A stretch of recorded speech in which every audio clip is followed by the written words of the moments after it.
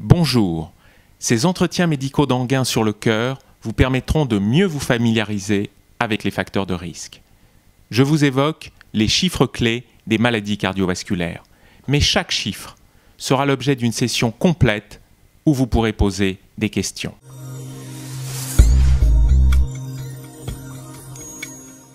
Près de 150 000 décès par an.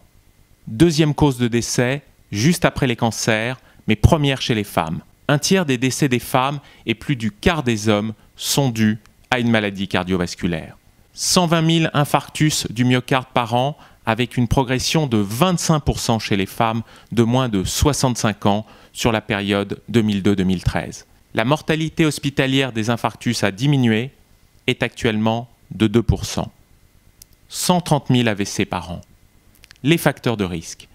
L'hypertension artérielle, qui se définit par des chiffres supérieurs à 14,9, il faut donc avoir 13,8 de tension. Près de 15 millions de Français sont hypertendus, dont la moitié n'est pas traitée, et seulement un tiers des traités est contrôlé, soit un peu plus de 15% des hypertendus français. Le tabac, avec près de 80 000 décès par an, dont 5 000 sont dus au tabagisme passif, sur les 13,4 millions de fumeurs. La mortalité du tabagisme passif est quasiment 2 fois plus importante que celle des accidents de la route.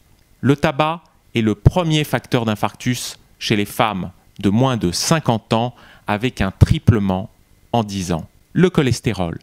Après un infarctus, le taux de mauvais cholestérol, de LDL, doit être inférieur à 1 g par litre et 0,7 g par litre chez les sujets à haut risque de récidive. Les statines ont prouvé une diminution de la mortalité et des récidives. En prévention primaire, c'est-à-dire chez des patients n'ayant jamais fait d'événements cardiovasculaires, il faut être en dessous d'1,60 g de mauvais cholestérol. Ce qui guide un traitement par statine, polémique, en prévention primaire, seront les autres facteurs de risque associés et des dépôts d'athérome détectés par les échodoppler des carotides et des artères de jambes.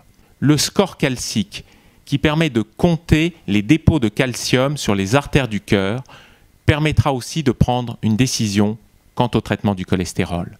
Le diabète est la maladie chronique la plus répandue en France.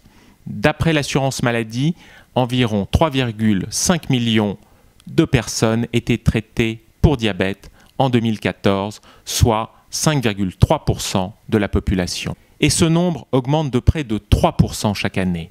Autre facteur de risque, les antécédents familiaux de maladies cardiovasculaires sont un bon indicateur de votre propre risque. Ce dernier est doublé si des membres de votre famille immédiate, premier degré, ont des antécédents de maladies cardiovasculaires.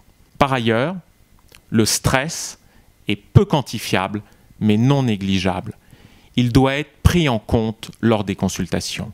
Enfin, la sédentarité, une mesure simple à la portée de tous, est de marcher une demi-heure par jour. Les morts subites sont évaluées de 40 à 50 000 par an, dont 2 à 3% de survie. Espérons que les défibrillateurs que vous voyez dans les gares et aéroports permettront de diminuer ce chiffre. Terminons par l'insuffisance cardiaque qui touche 1 million de personnes en France avec près de 23 000 décès par an. C'est une source d'hospitalisation répétée. Pour les plus de 65 ans, c'est même la première source d'hospitalisation avec un coût estimé à 1,6 milliard d'euros. Je vous souhaite un bon congrès.